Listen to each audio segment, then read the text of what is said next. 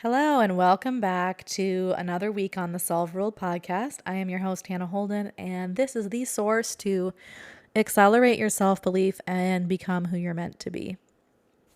All right, so I've got a little bit of a sore throat, so hopefully I can get through this just fine. I think it's from the AC, the air conditioner running. I thought I turned it off last night and it was still going on, and it has made my throat dry and really sore the last few mornings. So I might be a little hoarse. It's probably going to be a shorter episode, but we're going to work through because this week I want to talk about what does self-care mean? And I think self-care is something we hear all the time. It's another one of those buzzwords like work-life balance, self-care, where I think sometimes it elicits different responses. Some people it resonates with, and other people just kind of roll their eyes and think, oh, that's not realistic or whatever. I don't know what your thought is, but I wanted to talk about it because self-care, of course, is really important because it's about us. It's about we are our foundation. So it doesn't matter what area of our life or other people's lives that we touch. We're only as strong as our core. We're only as strong as our foundation. And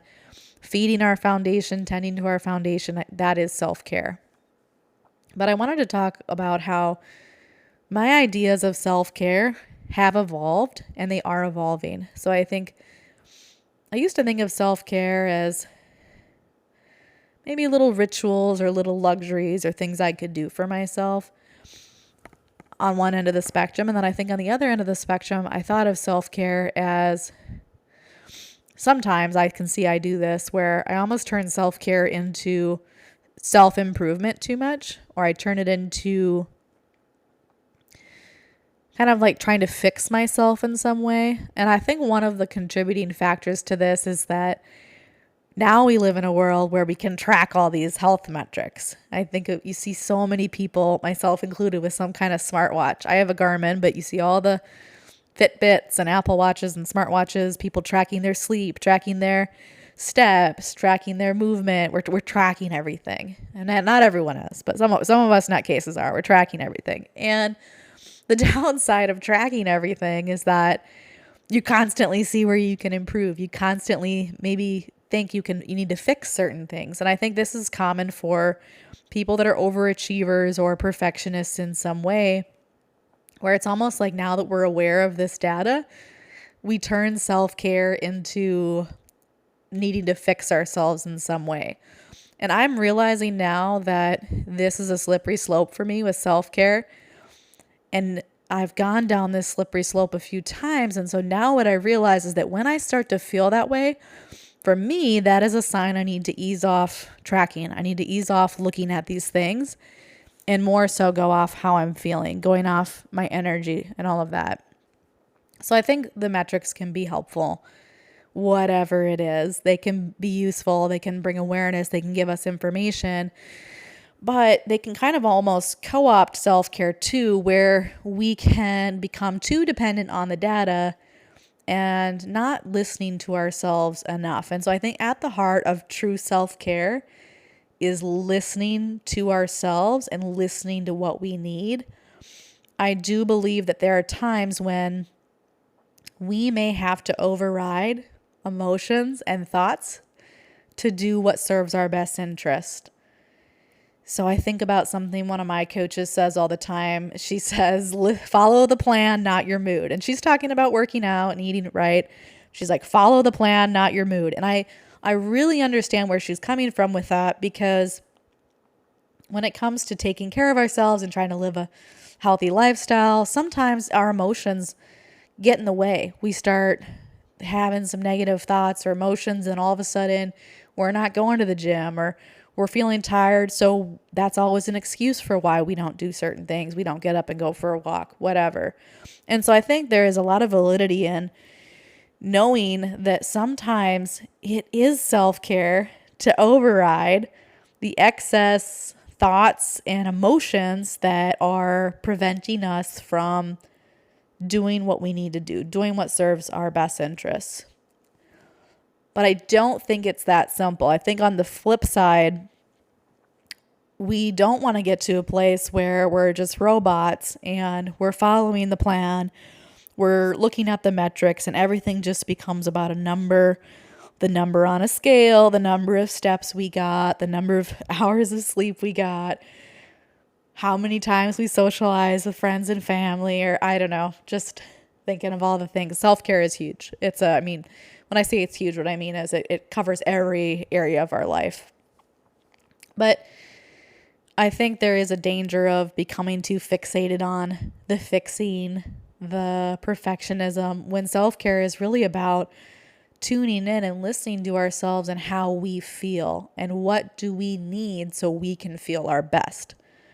And I think that is the heart of self-care. That is the heart of where I'm at with self-care, is loving myself enough, caring for myself enough to look at myself in the mirror and ask myself, what do we need today? What do we need right now? Knowing that there are times it's going to be different. And so there is no cookie cutter approach. It's not like, every day we need the same thing. Some days we need to follow the plan. Some days we need to block out the noise, block out the excess emotions and overthinking, and just stick to the plan. And other days we need to be excuse me, that sore throat's kicking in. Other days we need to be more gentle with ourselves, and we need to be more fluid and more flexible and rest and take time off and not override how we feel and not, what's the word the phrase I'm always forgetting? Not gaslight ourselves and be like, you're fine, just get up and go do it. Because people that do that a lot, that's I think that's how you lead to, health problems and burnout and all of that. So self-care, I believe, is just about honoring what we need to be at our best, to do our best, and understanding that it's not going to be the same every day. But if we can kind of come back to that, especially when self-care starts to feel like a check in the box, or when self-care just starts to become like another thing we have to put on our to-do list and we're losing the joy of it. I was just talking to a friend of mine about this week. I was talking about how all the tracking that we have, it's almost like it just started to take the joy out of the lifestyle that I like, which is I love going to the gym. I love doing these things. I love cooking. But we sometimes make it into a chore with just taking things too far. And I had that realization that I didn't feel a sense of joy with these things anymore. It's like all the data, all the tracking just sucked the joy out of it for me, which was just something that I naturally like to do, which is to get up and go to the gym, get up and go for walks, cook my food. I enjoy that. But once we start to make it into this whole check in the box to-do list and we get so perfectionist and we try to overachieve with it, it's just not joyful anymore. And so if you are wanting to bring more self-care into your life, tend to yourself more, nurture yourself more, and you're anything like me, then if it starts to feel joyless, that might be a sign that it's become a task or it's become about fixing yourself versus you've lost sight of really the point of self-care, which is actually just really taking very good care of ourselves, really loving on ourselves by, think about that. I have plants. I have a whole bunch of plants. And it's like, if you think about these plants, or maybe you have pets or you have kids, it's like, what do they need to thrive? And if we asked ourselves that, what do you need to thrive? Oh, you need water? Great. What do you need to thrive? Oh, you need to go to the gym today? Great.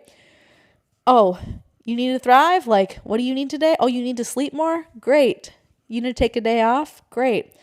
But self-care is all of the above. And it's really just kind of building that self-wisdom and listening skills so that we know what we need in a given moment and just honoring that. So I'm going to spare my throat and get off the podcast, but I hope that this just sparked something in you for reconsidering maybe how you define self-care. All right, talk to you next time.